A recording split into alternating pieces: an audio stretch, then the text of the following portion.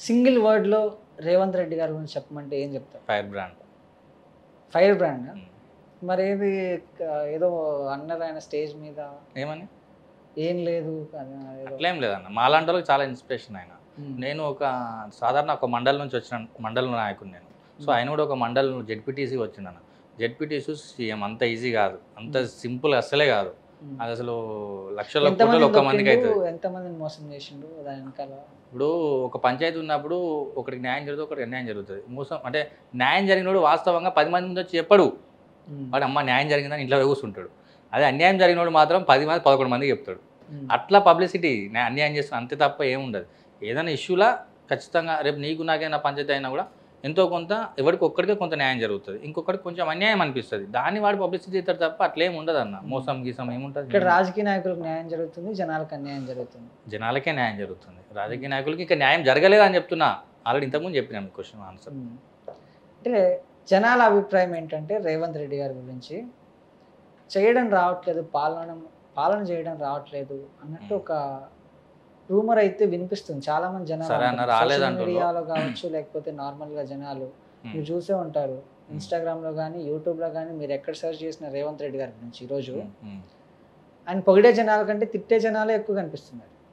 ఇప్పుడు ఎక్స్పెక్టేషన్స్ బాగా పెట్టుకున్నారు అన్న ఎలక్షన్స్ ముందు. అంటే చాలా పెట్టుకున్నారా, పెట్టేలా చేశారా అంటే కాంగ్రెస్ పార్టీ వాళ్ళు? అంటే పెట్టేలా చేస్తారు, పెట్టుకుంటారు. కాకపోతే దానికి టైం ఇవ్వాలి. ఇప్పుడు మనకు 5 సంవత్సరాలు ఎందుకు ఇస్తారన్న? సంవత్సరంలో అయిపోవచ్చు ఎలక్షన్స్, మరి మళ్ళీ పెట్టవచ్చు కదా. 5 years ఎందుకు ఇస్తారు? మినిమం మనం ఒక సబ్జెక్ట్ని మనం అవగాహన చేసుకొని దాన్ని అర్థం చేసుకుని. నా అభిప్రాయం అయితే 5 years సంపాదించుకోవడానికి ఇస్తారు. 100% సంపాదించుకోవడానికి ఇస్తారు.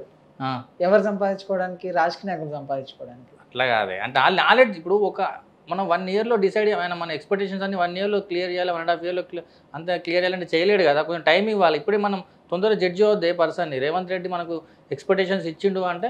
సింగిల్ వర్డ్లో కేసీఆర్ గారి గురించి చెప్పాలంటే ఏం చెప్తారు? అబద్ధాల ఆడులో నెంబర్ 1. అబద్ధాల ఆటలో నెంబర్ 1. మళ్ళీ చెప్పండి. అబద్ధాల ఆడడంలో నెంబర్ 1. ఇంకొకసారి. అబద్ధాల ఆడడంలో నెంబర్ 1 అన్న. మరి జనాలు ఎందుకు అట్లా అనుకోవట్లేదు?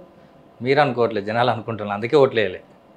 ఓట్లు అనేది నిజంగా అవి ఎలా వచ్చాయా ఏంటి అనేది పక్కన పెడితే, ఎలా వస్తాయి అన్న? ప్రజలేస్తూ వస్తాయి. మీరు డౌట్ఫుల్గా చెప్తలేదు. ప్రజలేస్తూ వస్తాయి ఓట్లు. ప్రజలు నచ్చకపోతే వేయరు, నచ్చకపోతే వేయరు, నచ్చితే వేస్తారు. ప్రజలు ఎలా వేసారు, ఎందుకు వేసారు అనేది మీకు తెలుసు. మాకు తెలుసు. చెప్పండి, మీకు తెలిస్తే. మాకు తెలిసేది మేము కష్టపడ్డాం. అంటే ఆయన వ్యతిరేకత, ఆయన మీద ఆయన పని చేస్తలేడు అని చెప్పి. అంటే మీకు ఒక్క హైదరాబాద్లోనే సెక్రటరియట్ మంచిగా కట్టి చుట్టుపక్కల బొమ్మలు పెడితే కాదన్న డెవలప్మెంట్. ప్రజలలో అంటే అక్కడ వచ్చి చూడాలి. అంటే విలేజ్లలో, అంటే మండలాలలో చూడాలి. అప్పుడు డెవలప్మెంట్ అయిందా కాదా తెలుసు. మా దగ్గర ఒక్క రోడ్ కూడా కాలేదు. అంటే అసలు ఏం జరగలేదన్న. మీకు హైదరాబాద్లో రంగులేసి రూపాన్ని చేసి అది చేసి ఇది చేసి మేము డెవలప్ చేసినాం అని చెప్పి ఇప్పుడు తప్ప ఏం లేదు. బయట ఏం జరగలేదు. మళ్ళీ పథకాల మీద ఆధారపడితే కాదు కదన్న. ఇప్పుడు మేము ఇది ఇస్తాం, రైతు బంధు ఇస్తున్నాం, మేము బీసీ బంధు ఇచ్చినాం, మేము ఎస్సీ దళిత బంధు ఇచ్చినాం అని చెప్తే కాదు కదా. అవి పథకాలన్నా. ఇప్పుడు నీకు 10 లక్షలు ఒక పథకం కింద ఇస్తే అది నువ్వు ఇండివిజువల్గా ఖర్చు పెట్టుకుంటావు. ఇప్పుడు ఒక 10 మంది ఒక వాడలో ఉన్నారన్న, వాళ్ళకు వాటర్ ప్రాబ్లం ఉంది, ఒక బోర్ వేయాలి. అంటే వాళ్ళకు ఇప్పుడు మధ్య ఈ రైనీ సీజన్, ఇప్పుడు డెంగ్యూ అని జ్వరాలు వస్తాయి వాళ్ళకు. అదంతా అంటే అంత నీట్గా చూసుకోవాల్సిన బాధ్యత గ్రామ పంచాయతీ వ్యవస్థలో. వాళ్ళకి డబ్బులు ఇవ్వాలి. ఇప్పుడు అసలు గ్రామ పంచాయతీలు అన్యాయం అయిపోయినాయి ఈ కేసీఆర్ వల్ల. ఎంత బకాయిలు ఉన్నాయి మీకు తెలుసు కదా. బిల్స్ రాక సర్పంచులు ఎంత సూసైడ్ చేసుకున్న వాళ్ళు ఉన్నారా లేదా? ఉన్నారు కదన్న. మీకు ఐడియా ఉందా? సర్పంచులు ఎంతోమంది సూసైడ్ చేసుకున్నారన్న. గ్రామ పంచాయతీ వ్యవస్థను పట్టించుకోలే. వాళ్ళకి బిల్లులు ఇవ్వడం లేదు, ఏమి ఇవ్వడం లేదు. అసలు గ్రామ పంచాయతీ వ్యవస్థనే దెబ్బతీసింది నాకు. అంటే హైదరాబాద్లో సీట్లు మా వచ్చినాయి, అసలు ఎక్కడన్నా వచ్చినాయి బయట రూరల్లో రాలేదు. రీజన్ అదే, అసలు బయట పట్టించుకోలేదు, ఓన్లీ హైదరాబాద్నే పట్టించుకున్నాడు ఆయన. హైదరాబాద్లో చదువుకున్న వాళ్ళు ఉంటారు కాబట్టి, చదువుకున్న వాళ్ళకి ఫ్యూచర్ ఎలా ఉంటుందో అంతో ఇంత అవగాహన ఉంటుంది కాబట్టి కేసీఆర్ కోట్లు వేశారు. రూరల్ ఏరియాస్లో, పల్లెటూరులో చదువుకున్న వాళ్ళు తక్కువ కాబట్టి తెలియక కాంగ్రెస్ కోట్లు వేశారని చాలా మంది. హైదరాబాద్లో చదువుకున్న వాళ్ళు కూడా అక్కడి నుంచి వచ్చిన వాళ్ళే అన్న. వాళ్ళు సగం ఓట్లు ఆడనే ఉంటాయి బయట, అది మర్చిపోవద్దు మీరు. ఇప్పుడు మీది కూడా తెలిసి మీది బయటనే ఉంటుంది అనుకుంటా, మీరు ఇక్కడ ఉంటారు కానీ అంతే కదా. ఇక్కడ ఓన్లీ బతకడానికి వస్తారు. మన అన్ని డీటెయిల్, మన ఐడెంటిటీ అంతా ఊర్లలోనే ఉంటుంది అన్న.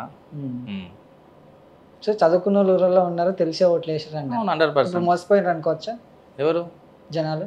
ఎవరిని? జనాలు మోసపోయారు అనుకోవచ్చా? మోసపోలే అన్న, వాళ్ళకి మంచి జరుగుతుంది. 100% మంచి జరుగుతుంది. కరెక్ట్ వేసిన ఓట్లు, బుద్ధి వచ్చింది. నెక్స్ట్ వస్తుంది అంటారు, నెక్స్ట్ బుద్ధి వస్తుంది అంటారా, బుద్ధి పోద్ది అంటారా ఎవరికి? జనాలకి? మళ్ళీ సేమ్ రిపీట్ అయింది, మళ్ళీ మా కాంగ్రెస్ పార్టీకి అవకాశం ఇస్తారన్న 100%. మీకు తెలియదు ఏముందన్న, ప్రతి పార్టీకి 10 years కంపల్సరీ కదా. ఎవరైనా 10 years కంపల్సరీ రూల్ చేస్తారు అంత. ఎట్లా అనుకుంటారు ఇప్పుడు? స్ట్రాటజీ చూడదన్న, ఫస్ట్ 10 years రూల్ చేసిన పార్టీలు ఉన్నాయి, 1.5 yearలో దిగిపోయిన పార్టీలు ఉన్నాయి, 3 yearsలో మళ్ళీ రీఎలక్షన్ పెట్టుకున్న పార్టీలు ఉన్నాయి. రాజకీయాలు అన్నీ జరుగుతుంటాయి. టోటలీ డిపెండ్స్ ఆన్ జనాలు. అంతే కదా. జనాలకి మంచి జరిగింది అంటే జనాలు లేకపోతే తిరగబడతారు. అంతే కదా.